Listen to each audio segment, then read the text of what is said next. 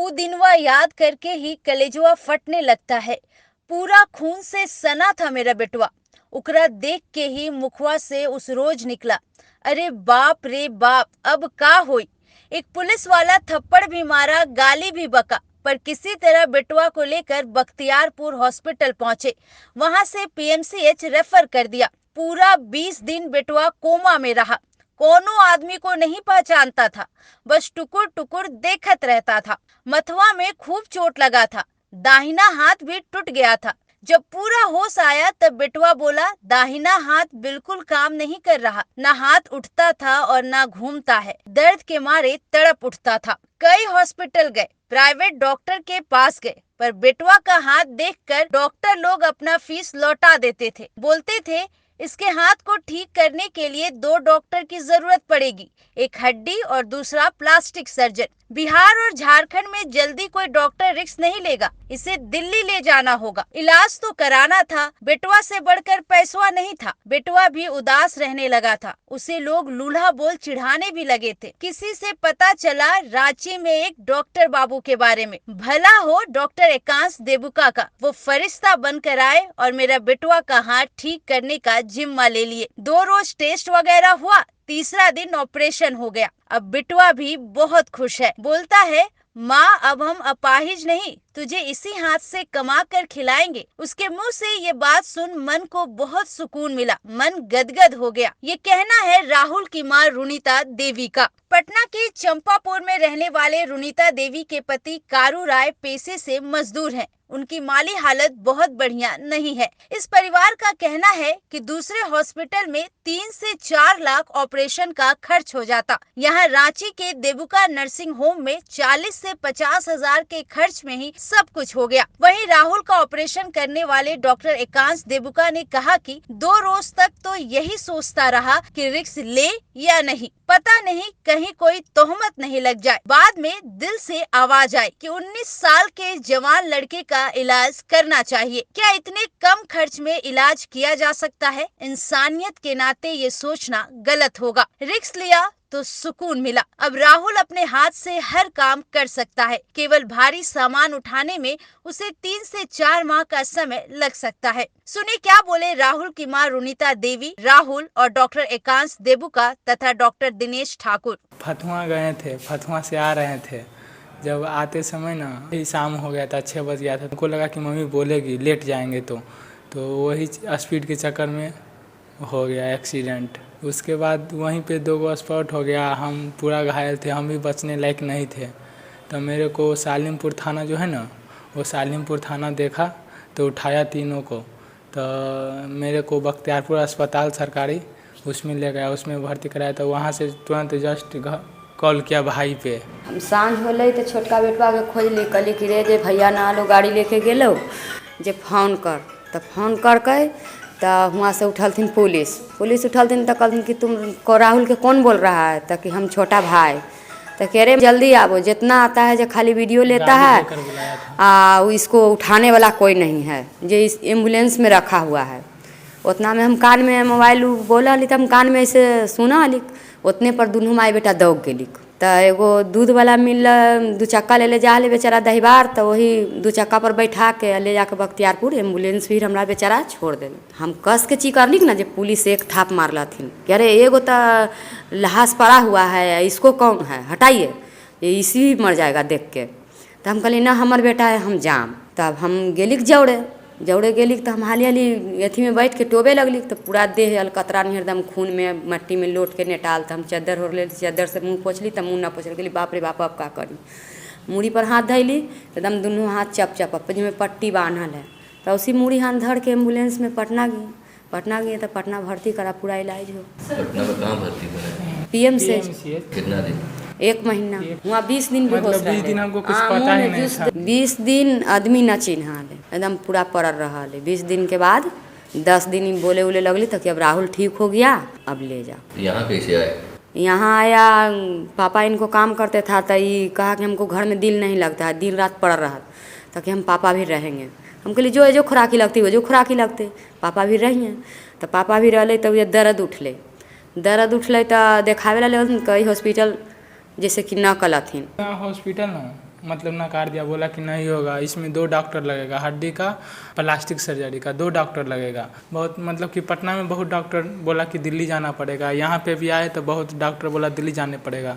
तो इनसे लगता है पापा को जान पहचान थे इनके बगल वाला से, तो बोले कि हाँ ये भी रहते हैं अस्पताल में, जो हो जाएगा। तो पापा ये इनसे मिले सुबह में 10 बजे, तो दिनेश जी बोले कि ठीक है आइए 10 बजे मिलते हैं। तो यहाँ पे आए 10 बजे, तो ये बोले ठीक है, ठीक हो जाएगा। हम बोले कि जितना खर्चा लगता है बाकी ठीक करावे के काम, हम कहली कि लगाबू, लगती जे लगावे, अब बेटवा से बढ़ के रुपये। बाद जहाँ पे डॉक्टर लोग मना कर दिया था या जान दूर पहले जगह गए, वहाँ कितना खर्चा बताया था? खर्चा नहीं बताया था, वो हाथ देख कर ही पैसा लौटा देता था। जो फीस लेता था ना देखने के लिए, वो पैसा लौटा देता था हाथ देख कर ही, बोलता था कि नहीं होगा। तो यहाँ ठीक हो गया?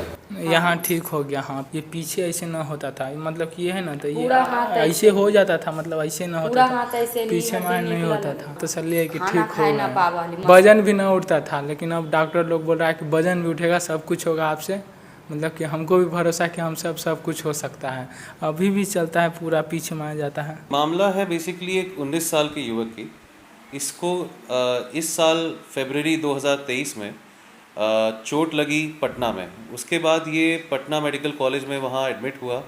करीब 3 हफ्ते तक कोमा में रहा और उस समय इसके हाथ में जो चोट थी उसके लिए प्लास्टर लगा दिया गया।